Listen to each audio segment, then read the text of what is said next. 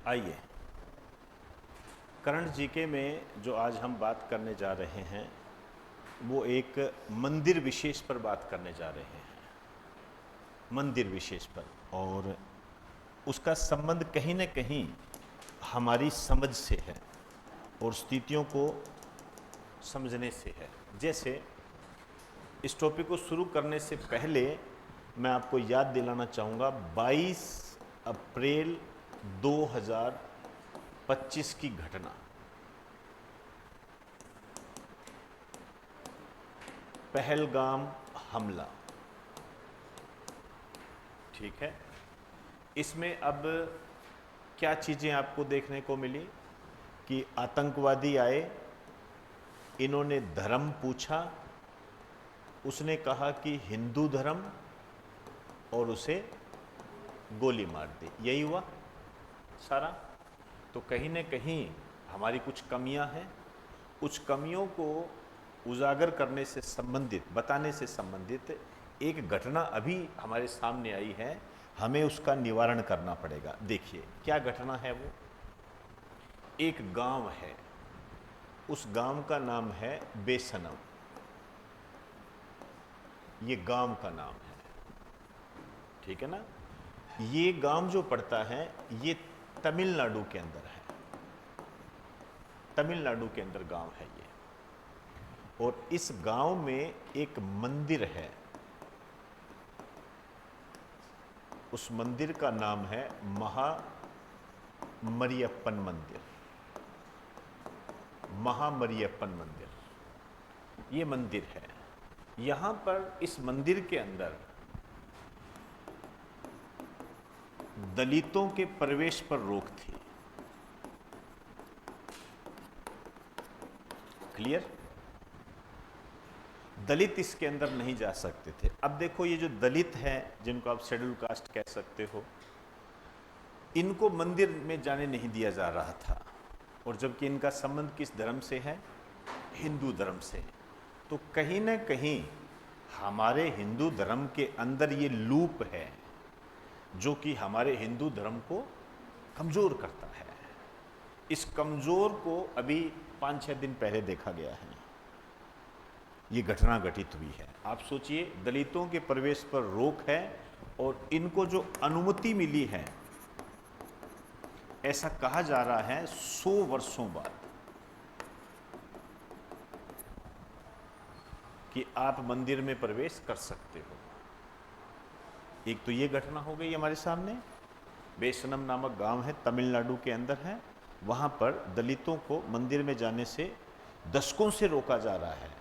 फिर वहां के जिला प्रशासन ने ये काम करवाया और सरकार की अनुमति से ये दरवाजे खोले गए दलितों के लिए। और यहाँ क्या है, वो धर्म पूछकर गोली मार रहे हैं। तो कहीं न कहीं यदि इसमें हम कॉमन बात करें तो यहाँ हिंदू धर्म हमारे लिए कॉमन हो जाता है। हमें यहाँ पर विचार करना पड़ेगा कि हिंदू को एक कैसे करें। इसके लिए ये जो जाति व्यवस्था होती है, जो वर्ण व्यवस्था होती है, इसका पूर्ण रूप से त्याग करना पड़ेगा। नहीं तो मुझे नहीं लगता कि इस तरीके की घटनाओं को आगे रोका जाए या रोक सकते हैं हम। इसमें बहुत बड़ी समस्या आ जाती है। क्यों? हमला वहीं होता है जहां कमजोर होते हैं, और ये जो घटनाएं हैं ये कमजोरी का प्रदर्शन करती है। कहीं ना कहीं हमारी कमजोरियां हैं, इन कमजोरियों को दूर करने की आवश्यकता है। खैर, इसके बारे में मैंने आपको पूरा बता दिया था, पहलगाम हमला और यहाँ पर ये घटना घटित हुई। मैंने बता दिया था क्या क्या चीज़ें इंपॉर्टेंट हैं। सिंधु नदी के बारे में बता दिया था, सिंधु नदी जल समझौता भी बता दिया था। अभी आपको जो तैयार करना है, J&K के बारे में आपको जानकारी होनी चाहिए। J&K के CM कौन है? उमर अब्दुल्ला। क्लियर? इसके बारे में राजधानी वगैरह आपको पता होनी चाहिए। इसके अलावा J&K के संबंध में जो लेटेस्ट अपडेट है, जैसे आर्टिकल 370 को कब समाप्त किया गया था, तो ये किया गया था 31 अक्टूबर 2019 को। इसी के तहत क्या हुआ था कि J&K को विभाजित करके 2 भागों में बांट दिया गया था। एक जम्मू कश्मीर और एक लद्दाख, और दोनों वर्तमान में क्या है, केंद्र शासित प्रदेश है। हालांकि केंद्र सरकार ने जम्मू कश्मीर को पूर्ण राज्य का दर्जा देने की बात कही है, लेकिन स्थितियां वर्तमान में इस तरीके से है, इस संबंध में आप इसको देख सकते हो कि अभी इसकी बात भी नहीं उठाई जा सकती।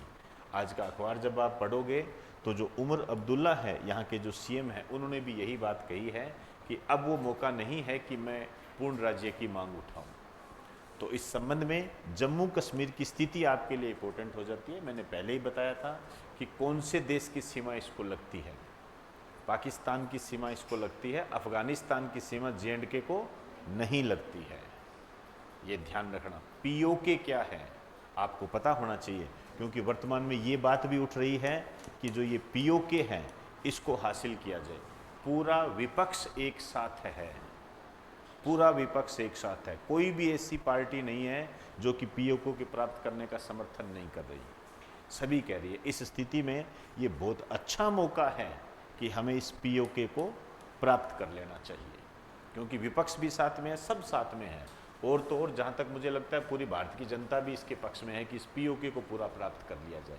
लेकिन समस्या फिर भी यहाँ से ये आएगी कि पीओके को हम हासिल तो कर लेंगे, लेकिन वहाँ पर जो ये आतंकवादी गुट वगैरह बने हुए हैं उनको तहस नहस करना पड़ेगा। तहस नहस करने के चक्कर में कहीं जान माल की हानि ना हो जाए, ये सब चीज़ें हमें देखनी पड़ती है। पीओके आपके एग्जाम की दृष्टि से इंपॉर्टेंट बन गया है। इसमें कौन कौन से क्षेत्र आते हैं, कौन सा है, क्या सिस्टम है, पाक ऑक्यूपाइड कश्मीर है।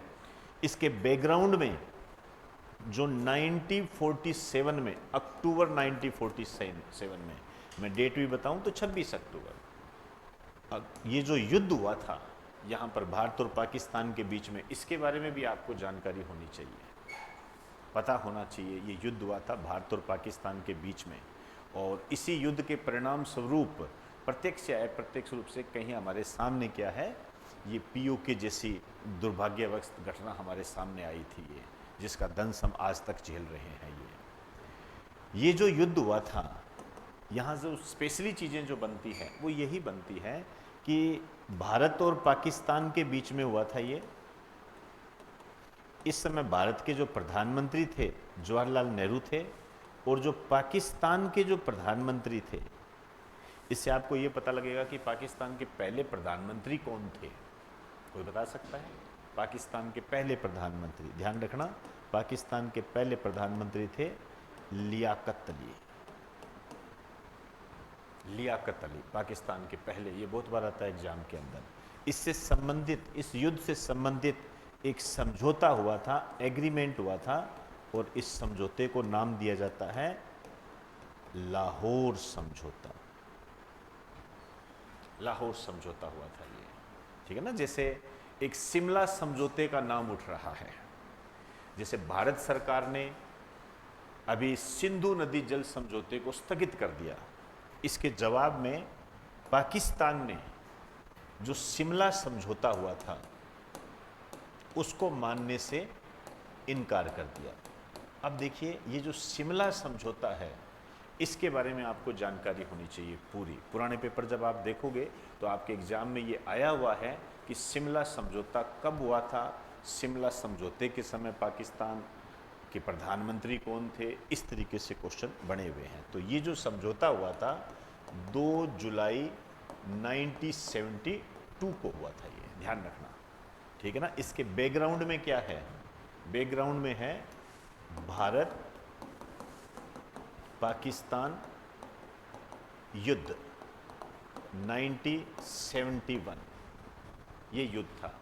इसमें जो ये भारत और पाकिस्तान के बीच में हुआ था, ये बहुत इंपॉर्टेंट चीजें हैं जो आपको रिवाइज करा रहा हूं मैं। इस समय भारत के जो पीएम थे ये इंदिरा गांधी थी, इंदिरा गांधी पीएम थी। ये यहां पर हमने पाकिस्तान को 2 भागों में बांट दिया था। आप जिसको वर्तमान में बांग्लादेश के रूप में जानते हो वो कहीं ना कहीं पाकिस्तान था। पूर्वी पाकिस्तान पश्चिमी पाकिस्तान के रूप में विभाजित था, और जो पूर्वी पाकिस्तान है ये वर्तमान में बांग्लादेश के रूप में जाना जाता है।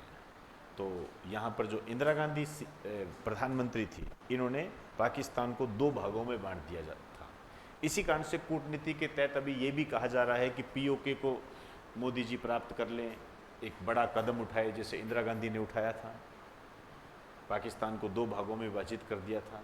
यहाँ भी एक सजेशन ये दिया जा रहा है कि जो बलूचिस्तान है, बलूचिस्तान, ऐसे कितने बच्चे हैं जिन्होंने बलूचिस्तान का नाम सुना है या नहीं सुना है? सुना है ना बलूचिस्तान? ये बलूचिस्तान को पाकिस्तान से अलग कर दे, एरियाज है ये, ठीक है ना? ये बलूचिस्तान का जो एरिया है, ये ध्यान रखना, ये पाकिस्तान में भी है और अफगानिस्तान में भी है और कुछ एरिया इसका ईरान में भी है, ये ध्यान रखना। यहाँ पर बलूच जाति के लोग रहते हैं, कई बार झड़पें होती रहती है इनकी। अभी थोड़े टाइम पहले ईरान और अफगानिस्तान के बीच में हुई थी, तो समस्याएं चलती रहती है ये। तो आपको ये ध्यान रखना है कि ये जो बलूचिस्तान वर्तमान में जो नाम उभर कर हमारे सामने आ रहा है, ये वास्तव में क्या है? तो ये एक ऐसा क्षेत्र है जहाँ पर बलूच जाति के लोग रहते हैं, ये अपना स्वयं का अधिकार चाहते हैं, लेकिन ये 3 देशों में फैले हुए हैं, पाकिस्तान के अंदर है, अफगानिस्तान के अंदर है और ईरान के अंदर है। आपको इन बातों का ध्यान रखना है, ये चीज़ें बहुत महत्वपूर्ण होती हैं। तो मेरी बात आप समझ गए होंगे, कुछ अपडेशन मैंने आपको करवाया है, इस अपडेशन को आप अपने जो मैंने आपको नोट्स बनवाए थे उसके अंदर ऐड कर लेना। और इस मंदिर का विशेष रूप से ध्यान दें, महामरियप्पन मंदिर है, ये बेसनम गांव में है, तमिलनाडु में।